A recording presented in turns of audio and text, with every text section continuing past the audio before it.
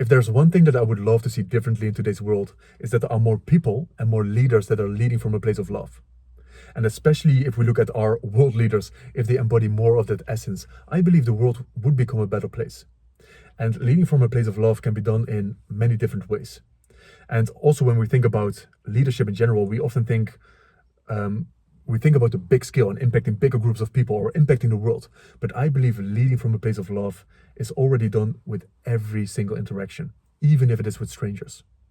Are you leading from a place of love? Are you creating from that space? Or are you just reacting? Or are you unaware of the place that you're creating from? Because this doesn't happen automatically, leading from this place. And this requires a lot of intention. And I was reminded of this whole topic today because I received a text message from one of the members in a group that I run. And this is the All-in Sprint, which I start at the beginning of every single quarter. And this is where I create together with a group of men, a small group of men, at the first half of the quarter. And this group is divided into squads, and every single squad has a squad leader. And one of the leaders was sending me a message, and he was venting. He was frustrated and a little angry about the absence of his squad members. Like, he was asking questions, he was showing up, he wanted to support them, he wanted to help them, but he was getting no response. The guys were just silent. And he was getting frustrated, so he was venting in the messages towards me. And he was also asking the question as in, what can I do differently? Is there anything that I can do differently in my leadership to support them? So I felt in that message that he really cared about himself as a leader, but also about the members in the group. So I gave him different ideas. And I also mentioned, what would it be like if you would lead from a place of love? Because right now you're expecting something in return. Like, I'm doing all of these things and you should be responding to me. What if you give them the benefit of the doubt? That something bad happened in their life? Because you never know. Maybe one of them had to go to the hospital. Maybe there was an emergency at work. And they weren't able to respond in a certain time. Because if you knew this beforehand, you wouldn't feel all of these emotions that you're feeling right now. But right now you're creating expectations of what they should be doing, and now you're frustrated because they're not meeting your expectations. So are you leading from a place of love, or are you expecting them to show up in a certain way? Like, they should show up in this way. Like, this is coming from a place of expectation, from judgments. This is not love. So if you come from a place of love, you allow them to be who they are and how they are showing up. Of course, we take this data seriously because we made commitments. We made agreements with each other. So we're taking this data seriously. So what happened, of course, as you guessed, an hour later, he received messages from the members in the group that indeed something happened. Why they couldn't respond, and an emergency at work. And they were sending videos as well, like there were some emergencies happening, so they weren't able to respond. And now they're just picking back up the group chat. So nothing happened. And this is also what I noticed in the early stages of my coaching career, because as a coach, I'm constantly connecting with people, and people are unpredictable. So in the beginning, when I was connecting with people, they wouldn't show up for a call. They wouldn't even send me a message that they were late. And I was getting so frustrated. Like, how could you be disrespecting my time? Like, how could you have such a low standard for yourself that you don't even show up on time? That you don't even send me a message that you're late or that something happened? Like, I was getting angry. But how is this serving them? How is this serving me? Like, I'm expecting them to show up like that. Who am I to expect that? So if I would lead from a place of love, I would choose, and this is how I switched it, to sending them a message like, is everything all right? I hope nothing bad happened. I would always come from that place, giving them the benefit of the doubt. And in a lot of cases, something bad happened. And they were so grateful that I responded in a gentle way.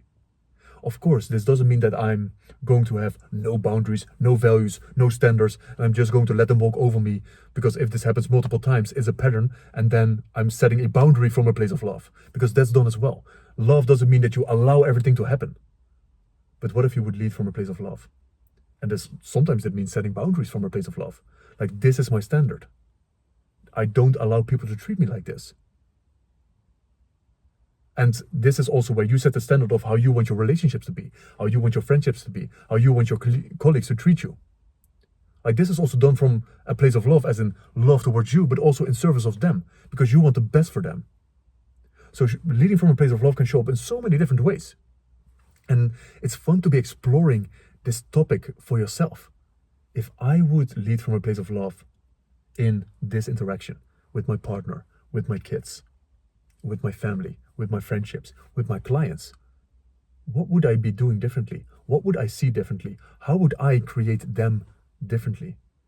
Because we are interpreting actions that people take often in a judgmental way. They're doing something right, they're doing something wrong. And I believe whenever you're judging, you are not coming from a place of love. If I say that you are doing something wrong or you're a bad person for being late, I'm not coming from a place of love. I'm just gathering the data as it is, and based on that, I can make a decision.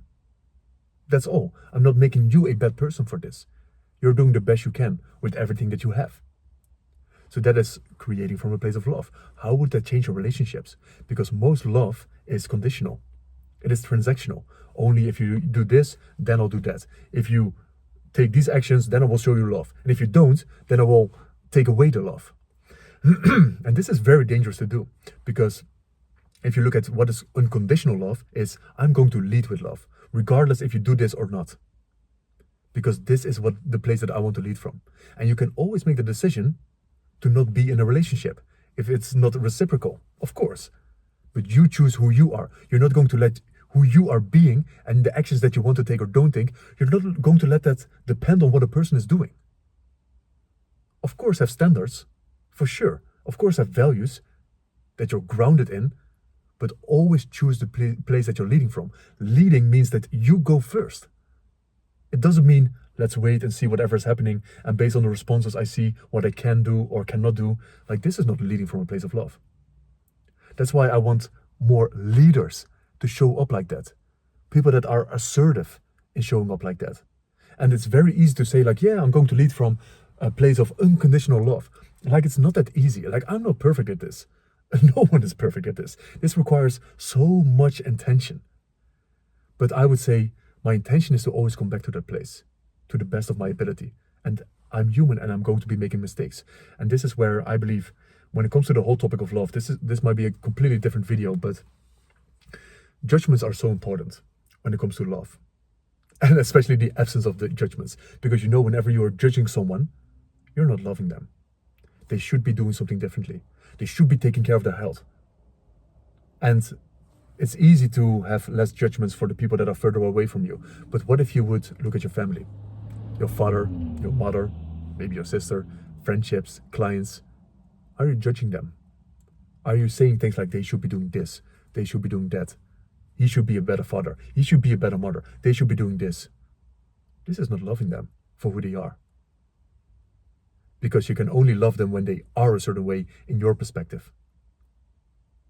So that's the real difference. Are you able to love them as they are, even though their actions don't align with the way that you think that you should be living life, or what you think is the best for them?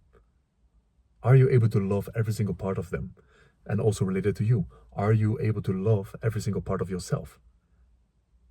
Because this goes both ways. If you want to lead from a place of love, that also means that you have to go within yourself and love the parts that are very difficult to love.